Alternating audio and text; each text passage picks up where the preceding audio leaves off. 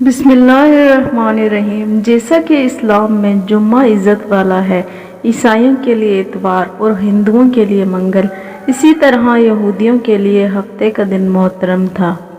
مگر فرق اتنا ہے کہ اسلام میں صرف ان لوگوں پر جن پر جمعے کی نماز فرض ہے، جمعے کی پہلی اذان سے ختم نماز تک وہ دنیاوی کاروبار کرنا حرام ہے جو نماز میں دخل انداز ہوں۔ عورتیں، بچے، مسافر اور بیمار لوگ اس حکم سے علیحدہ ہیں کیونکہ ان پر جمعہ فرض نہیں ہے، لیکن یہودیوں اور عیسائیوں کے ہاں ان سارے دنوں میں دنیاوی کاروبار حرام تھے اور خاص کر شکار کرنا سخت جرم۔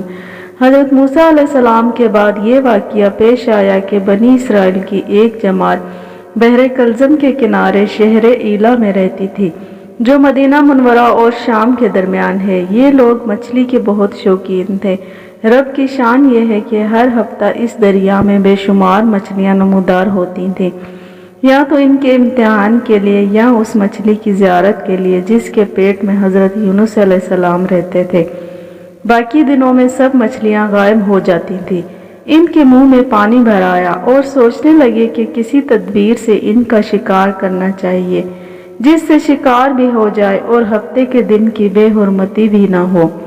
آخر ان عقل مندوں نے یہ ہیلا سوچا کہ دریا کے ارد گرد بہت سے گہرے غار کھود دیے اور دریا سے اس غار تک نالیاں بنا دی۔ جمعے کی شام کو ان نالیوں کا منہ کھول دیتے تھے کہ پانی کے ساتھ مچھلیاں ان گڑھوں میں آ جائیں، اور اتوار کے دن ان گڑھوں سے پکڑ لیتے تھے اور کہتے تھے کہ ہم ہفتے کو شکار نہیں کرتے۔ انہوں نے وہ مچھلیاں خوب کھائیں اور فروخت بھی کی جس سے یہ بڑے مالدار ہو گئے۔ 40 یا 70 سال تک ان کا یہ عمل رہا۔ یہ لوگ کل 70,000 تھے۔ ان کی 3 جماعتیں بن گئیں، ایک تو شکار کرنے والوں کی، دوسرے اس سے منع کرنے والوں کی اور تیسرے خاموش رہنے والوں کی۔ یہ لوگ کل 12,000 تھے، باقی سب شکاری۔ جب شکاریوں نے ان کی نصیحت نہ مانی تو انہوں نے اپنے اور ان کے درمیان ایک دیوار بنا کر شہر کے 2 حصے بنا دیے اور کہا کہ ہم ان کے ساتھ نہ رہیں گے کہ ہم پر عذاب نہ آ جائے۔ یہاں تک کہ داؤد علیہ السلام کا زمانہ آ گیا۔ آپ نے ان کو شکار کرنے سے منع کیا اور فرمایا کہ اے بے وقوفو، قید کرنا ہی تو شکار ہے۔ جیسے کوئی ہرن کو جال میں پھانس لے، اس کا شکار کر لیا، کھائے یا نہ کھائے، اور کھائے تو آج ہی کھائے یا کبھی دوسرے وقت۔ غرض یہ کہ ہفتے کے دن تمہیں شکار کی ممانعت ہے، نہ کہ فقط ہاتھ میں پکڑنے کی یا کھانے کی۔ اس سے باز آ جاؤ ورنہ عذاب میں گرفتار ہو جاؤ گے۔ شکاریوں نے کہا کہ ہم تو بہت عرصے سے یہ کام کر رہے ہیں، اگر یہ برا ہوتا تو اب تک ہم کو امن کیوں ملتی۔ تب داؤد علیہ السلام نے یہ دعا فرمائی جس سے رب کا غضب آ گیا، اور رات میں یہ سب کے سب بندر بن گئے۔ جوان لوگ بندر اور بوڑھے لوگ سور بنا دیے گئے۔ ان کی عقل و حواس تو باقی رہے مگر ان کی قوت گویائی جاتی رہی اور جسموں سے سخت بدبو نکلنے لگی۔ صبح کے وقت اس محلے کو لوگوں نے دیکھا تو نہ تو اس محلے میں کوئی آدمی تھا اور نہ کوئی آواز، نہ کوئی دھواں وغیرہ نکلتا ہے، تو یہ دیواروں پر چڑھ کر ان کے گھروں میں داخل ہو گئے۔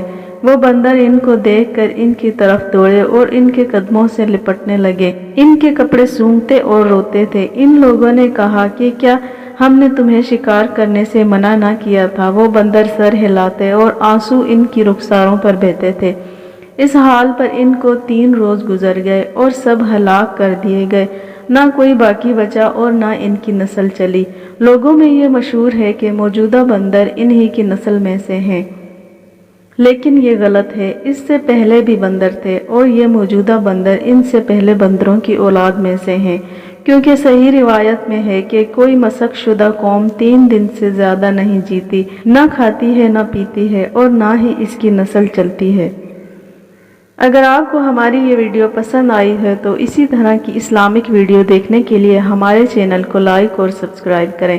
ناظرین، ہم سے پہلے کی قومیں گناہوں میں مبتلا ہو کر نیست و نابود ہو گئیں۔ ہمیں ان واقعات سے سبق سیکھنا چاہیے۔ آج کے دور میں انسان وہ سارے گناہ کر رہا ہے جن سے اللہ تعالیٰ نے ہمیں منع فرمایا، اور اسی کی وجہ سے ہم انسانوں پر کبھی کوئی آفت آتی ہے تو کبھی کوئی، لیکن انسان پھر بھی سبق نہیں سیکھتا۔ اللہ تعالیٰ ہم سب کو گناہوں سے بچنے کی اور جو گناہ ہو چکے ہیں ان سے توبہ کرنے کی توفیق عطا فرمائے۔ آمین یا رب العالمین۔